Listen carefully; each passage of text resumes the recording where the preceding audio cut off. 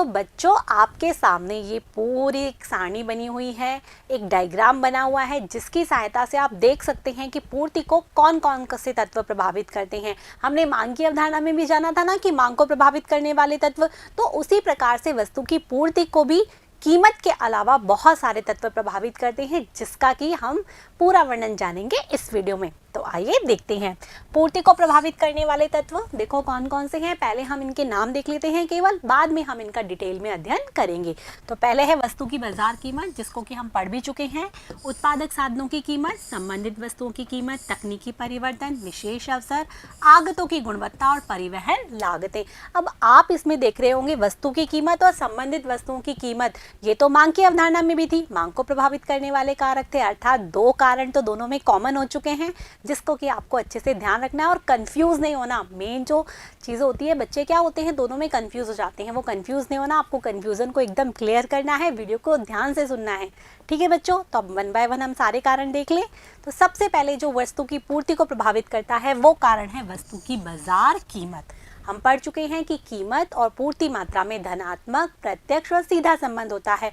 अर्थात जब वस्तु की कीमत बढ़ती है तो पूर्ति मात्रा बढ़ती है, जब वस्तु की कीमत घटती है तो वस्तु की पूर्ति मात्रा घटती है। जिसका रीज़न भी मैंने आपको बताया था। क्यों? क्योंकि यदि कीमत अधिक है तो उत्पादक को लगेगा कि मैं लाभ कमा लूँ, क्योंकि उत्पादक का काम ही क्या होता है? लाभ कमाना ही तो होता है। वो अपना लाभ ही तो अधिकतम करना चाहता है, तो इसके लिए वो वस्तु की पूर्ति मात्रा को बाजार में बढ़ा देता है। और यदि कीमत कम होती है तो उसे लगता है कि मेरे लाभ की कोई आशंका ही नहीं है, तो इसलिए वो क्या करता है? उसकी पूर्ति मात्रा को घटा देता है। तो यही यहाँ पर लिखा है कि बाजार कीमत पूर्ति मात्रा को प्रत्यक्ष रूप से प्रभावित करती है। बाजार कीमत में पूर्ति मात्रा में सीधा संबंध होता है, जिसका डायग्राम हम बना भी चुके हैं वैयक्तिक पूर्ति वक्र में। वही आपको डायग्राम बनाना है। P और Q अर्थात कीमत में और पूर्ति मात्रा में कैसा संबंध पाया जाता है? सीधा संबंध पाया जाता है, ठीक है।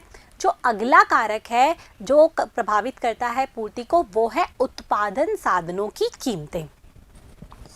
तो बच्चों ये उत्पादक साधन क्या होते हैं? तो किसी भी वस्तु का उत्पादन करने के लिए बहुत सारे साधनों की आवश्यकता होती है, जैसे मशीनरी की आवश्यकता होती है, कच्चे माल की आवश्यकता होती है, प्रबंधक लगाने होते हैं, उनको वेतन देना होता है, भूमि की आवश्यकता होती है जिसका हमें लगान या किराया देना होता है। आपको पता ही होगा कि यदि हम खेती को ही ले लो, यदि खेती करता है कोई किसान, तो खेती हवा में तो नहीं हो जाती, उसके लिए भूमि की आवश्यकता होती है। और यदि किसान की खुद की भूमि नहीं है, यदि उसने किसी से रेंटेड ली है, तो भूमि पे क्या लगाना पड़ेगा? उसको लगान देना पड़ेगा, नहीं देना पड़ेगा। इसके बाद यदि भूमि की पे वो अपनी आधुनिक तरह की जो भी मशीनरी लगाता है उनका खर्चा भी होता है, बीज लाता है तो उसका खर्चा भी होता है। समझ में आ रहा है नहीं आ रहा? तो इस प्रकार से किसी भी वस्तु का उत्पादन करने के लिए उत्पादक साधनों की आवश्यकता होती है। तो उत्पादक साधन की कीमतें अप्रत्यक्ष रूप से प्रभावित करती है किसको? वस्तु की पूर्ति को। कैसे? सपोज दैट उत्पादक साधनों की कीमतें बढ़ गई, तो कीमतें बढ़ गई अर्थात किसी भी वस्तु का उत्पादन करने के लिए लागतें ज़्यादा आएंगी, अर्थात खर्चा ज़्यादा आएगा। जो यदि हम उत्पादन कर रहे हैं उसमें खर्चा ज़्यादा आएगा तो उत्पादन कम होगा। ऑब्वियसली चीज़ है कि खर्चा है, ज़्यादा पड़ रहा है यदि किसी उत्पादक को, तो वो क्या करेगा? उत्पादन कम ही करेगा ना।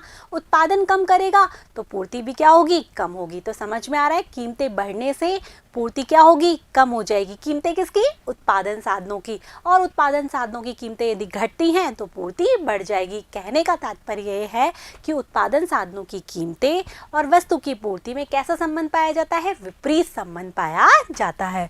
देख पा रहे हैं आप, यही चीज़ें यहाँ पर है कि साधन की कीमत यदि बढ़ती है तो लागत क्या होती है? बढ़ती है। उत्पादन घटता है और पूर्ति मात्रा घट जाती है। साधन की कीमत यदि घटती है तो उत्पादन लागत क्या हो जाती है? घट जाती है। लागतें कम होगी तो उत्पादन अधिक होगा तो पूर्ति मात्रा भी अधिक होगी। अब आप ये देख रहे हैं साधन की कीमत बढ़ रही है तो पूर्ति मात्रा घट रही है, साधन की कीमत घट रही है तो पूर्ति मात्रा बढ़ रही है। अर्थात साधनों की कीमत और पूर्ति मात्रा में कैसा संबंध पाया जाता है? ऋणात्मक संबंध पाया जाता है, जिसे कि आप इस डायग्राम से भी लिख सकते हैं, ठीक है। यहाँ पर P किसकी आएगी? उत्पादन के साधनों की।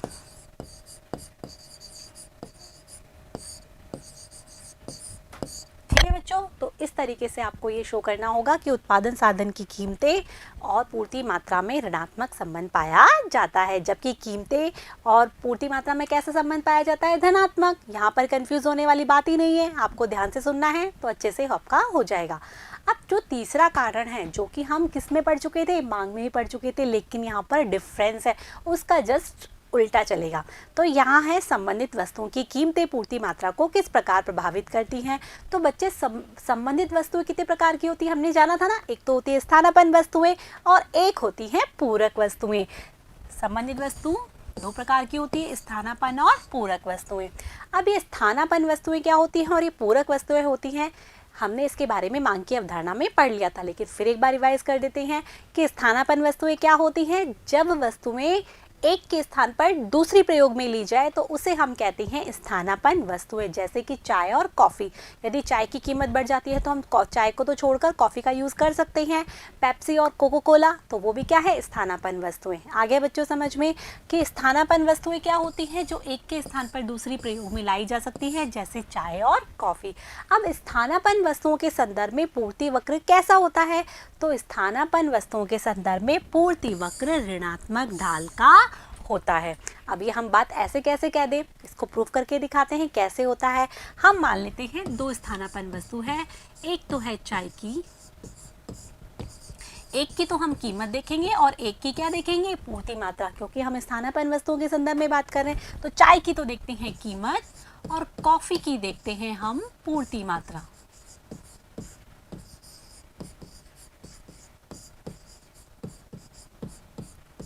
तो बच्चों यदि हम मान लेते हैं चाय की कीमत बढ़ जाती है, तो हमने क्या पढ़ा था कि किसी वस्तु की कीमत बढ़ जाती है तो उस वस्तु की पूर्ति मात्रा क्या होगी? बढ़ जाएगी। तो चाय की कीमत बढ़ने पे चाय की पूर्ति मात्रा क्या हो जाएगी? बढ़ जाएगी।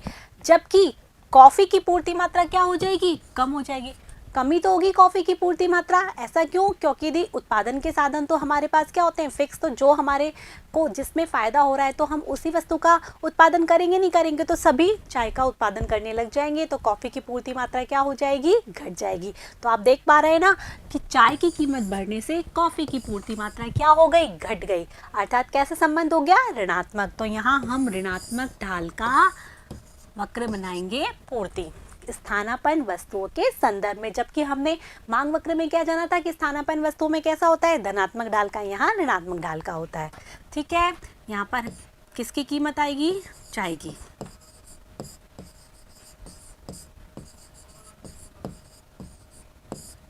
और यहाँ पूर्ति मात्रा आएगी कॉफ़ी की।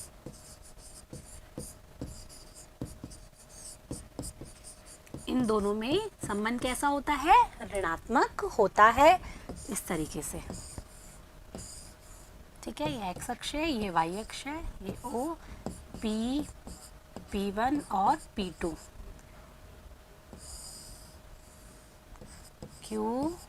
Q1 और Q2। तो आप देख पा रहे हैं कीमत P है तो कॉफ़ी की पूर्ति मात्रा Q है। यदि कीमत बढ़ जाती है चाय की तो कॉफ़ी की पूर्ति मात्रा घट जाती है। तो इस प्रकार से ऋणात्मक संबंध होता है चाय की कीमत और कॉफ़ी की पूर्ति मात्रा में, अर्थात एक के बढ़ने पर दूसरी वस्तु की पूर्ति मात्रा घट जाती है। ठीक है, एक वस्तु की कीमत बढ़ने पर दूसरी वस्तु की पूर्ति मात्रा घट जाती है। स्थानापन्न वस्तुओं के संदर्भ में पूर्ति वक्र ऋणात्मक ढाल का होता है। आगे बच्चों समझ में। अब हम देखते हैं पूरक वस्तुएं, अर्थात कॉम्प्लीमेंट्री गुड्स में क्या होता है। तो वापस रिवाइज कर लेते हैं। मांगवी अवधारणा में हम पढ़ चुके थे कि पूरक वस्तुएं क्या होती हैं? जो वस्तुएं साथ में प्रयोग में लाई जाती है तो उसे हम कहते हैं पूरक वस्तुएं। जैसे कि कार और पेट्रोल, मतलब एक वस्तु को यदि हमने खरीद लिया तो दूसरी वस्तु को खरीदना हमारे लिए मैंडेटरी हो जाता है। वो क्यों कंपलसरी क्यों हो जाता है? उसको खरीदना कंपलसरी इसीलिए हो जाता है क्योंकि उसके बिना उसका काम चलता ही नहीं है। जैसे कि दोनों पैरों के जूते। ठीक है, और हमने अभी उदाहरण दिया ना कार और पेट्रोल। तो जो वस्तुएं एक साथ प्रयोग किया जाता है उसे हम कहते हैं कार और पेट्रोल। अब स्थानापन्न वस्तुओं के संदर्भ में पूर्ति वक्र कैसा था? ऋणात्मक ढाल का। तो पूरक वस्तुओं के संदर्भ में जो पूर्ति वक्र है वो होता है धनात्मक ढाल का, जो कि एक्चुअल भी होता है। तो इस बात को भी हम देख लेते हैं किस तरह से होता है। मानो यहाँ हम लेते हैं कार की तो कीमत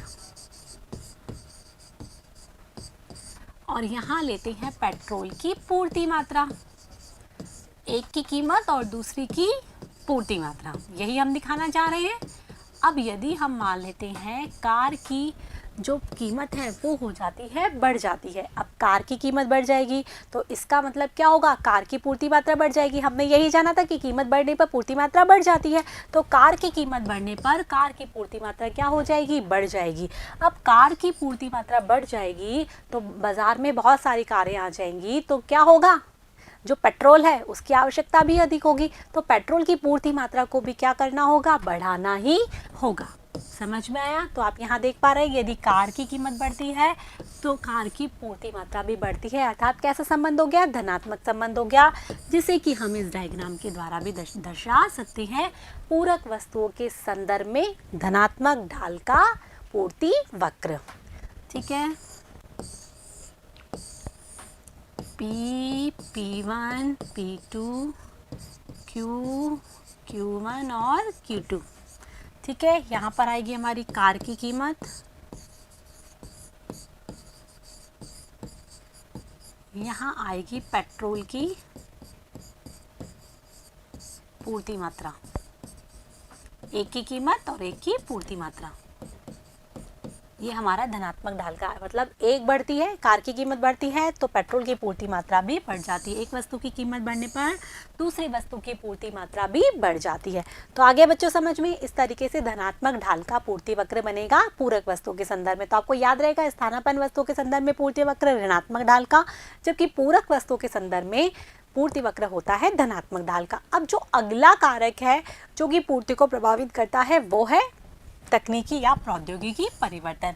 अब ये किस तरीके से प्रभावित करता है, आप जानते हैं कि हमारे यदि हम पिछले ज़माने को देखें तो जो खेती है वो कैसे की जाती थी, हलों के द्वारा की जाती थी। और अब के ज़माने में देखें तो खेती में बहुत परिवर्तन आ गया, बहुत सारी मशीनरी चल रही हैं। तो पहले उत्पादन बहुत कम होता था और अब उत्पादन बहुत अधिक होता है। वो किस लिए, क्योंकि तकनीकी परिवर्तन हुआ है। तो कहने का तात्पर्य यह है कि यदि तकनीकी परिवर्तन होता है, प्रौद्योगिकी में परिवर्तन होता है, सुधार होता है, तो क्या होता है, लागतें कम हो जाती हैं, क्योंकि इसमें कम समय लगता है और कम कीमत भी लगती हैं। तो लागतें कम हो जाती हैं जिससे कि उत्पादन अधिक होता है, उत्पादन अधिक होता है तो पूर्ति मात्रा भी उस वस्तु की बढ़ जाती है। तो समझ में आ गया कि तकनीकी सुधार की वजह से पूर्ति मात्रा बढ़ जाती है, अर्थात कैसा संबंध हो गया, धनात्मक संबंध हो गया। तो यही यहाँ पर है कि उत्पादन की नई तकनीकी से कम समय व कम लागत पर अधिक उत्पादन होता है, जिससे वस्तु विशेष की पूर्ति बाजार में बढ़ जाती है। तो तकनीकी परिवर्तन सीधा प्रभावित करता है किसको, पूर्ति मात्रा को। अब अगला देखें हम, अगला है विशेष अवसर। देखो हम ये जानते हैं कि हमारा जो देश है वो त्योहारों का देश है, त्योहारों का देश है ना हमारा। तो त्योहारों के देश है तो यहाँ पर बहुत सारे त्योहार चलते रहते हैं। तो विशेष त्योहार या विशेष अवसर पर किसी भी वस्तु की मांग अचानक बढ़ जाती है। अब उसकी मांग बढ़ जाती है तो उसकी पूर्ति करने के लिए उसकी पूर्ति मात्रा भी बढ़ जाती है। जैसे हम रक्षाबंधन की बात करें तो राखी की मांग बढ़ जाती है तो उसकी राखी की पूर्ति मात्रा भी बढ़ जाती है। आप ऑर्डिनरी डेज में देखते हैं कि बहुत सारी राखियों की दुकानें लगी हुई है, नहीं ना, केवल रक्षाबंधन पे ही देखते हैं। इसी प्रकार दिवाली पे पटाखों की लग जाती है, मकर संक्रांति पे पतंगों की लग जाती है। तो कहने का तात्पर्य यह है कि विशेष अवसर पर किसी विशेष वस्तु की मांग अचानक बढ़ जाती है, जिसकी पूर्ति के लिए उसकी पूर्ति मात्रा भी बढ़ जाती है। तो पूर्ति को प्रभावित करने वाला तत्व क्या हो गया, विशेष अवसर। कि विशेष अवसर पर वस्तु विशेष की अचानक मांग बढ़ जाती है, जिससे उत्पादक अधिकतम लाभ करने के लिए उस वस्तु की पूर्ति को बढ़ाते हैं। अब अगला कारक है जो कि पूर्ति मात्रा को प्रभावित करता है, वो है आगतों की गुणवत्ता। हमने अभी बात की थी कि उत्पादन करने के लिए उत्पादन के साधनों की आवश्यकता होती है। उत्पादन साधनों की कीमत है वो भी प्रभावित करती है किसको, पूर्ति मात्रा को। हमने देखा था ना, ऋणात्मक रूप से प्रभावित करती है। यदि उत्पादन साधन अच्छी किस्म का होगा तो उत्पादन कैसा होगा, ज़्यादा होगा। यदि हम ये बात करें कि यदि बीज हम अच्छी किस्म का लेंगे तो क्या होगा, उत्पादन अधिक होगा ना। तो उत्पादन अधिक होगा तो पूर्ति मात्रा भी अधिक होगी। कहने का तात्पर्य यह है कि यदि आगत यानी हम ये बोल सकते हैं इनपुट्स, जिसके बारे में हम नेक्स्ट लेसन में जानेंगे कि इनपुट्स होते क्या हैं। इनपुट्स, यदि इनपुट्स की क्वालिटी अच्छी है तो क्वालिटी अच्छी होने से उत्पादन अधिक होगा, जिससे बाजार में उसकी पूर्ति मात्रा बढ़ेगी। यही यहाँ पर लिखा हुआ है कि अच्छे किस्म का कच्चा माल प्रयोग करने से वस्तु की उत्पादन मात्रा में वृद्धि होती है, जिससे उस वस्तु की पूर्ति मात्रा बढ़ जाती है। तो समझ में आ रहा है आपको, कच्चे माल की क्वालिटी अच्छी है तो पूर्ति मात्रा बढ़ेगी। अब जो अगला कारक है जो कि पूर्ति मात्रा को प्रभावित करता है वो है परिवहन लागतें।